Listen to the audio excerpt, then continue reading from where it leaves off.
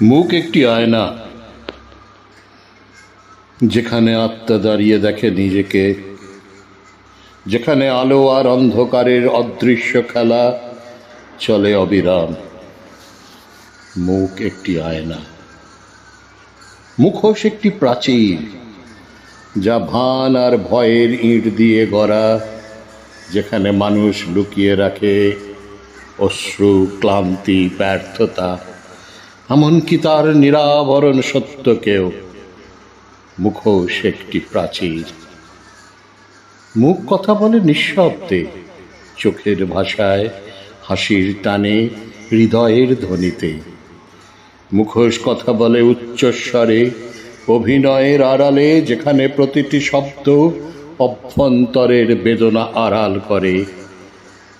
মানুষ জন্মায় মুখ নিয়ে, মানুষ জন্মায় মুখ নিয়ে, কিন্তু বড় হতে হতে সমাজের ভয়, প্রত্যাশার চাপে একটির পর একটি মুখোশ পরে নিতে শেখে। অফিসে এক মুখোশ, সমাজে আর একটি, বন্ধুদের মাঝে অন্যরকম, আর একা বিছানার অন্ধকারে ঝরে পড়ে সব মুখোশ।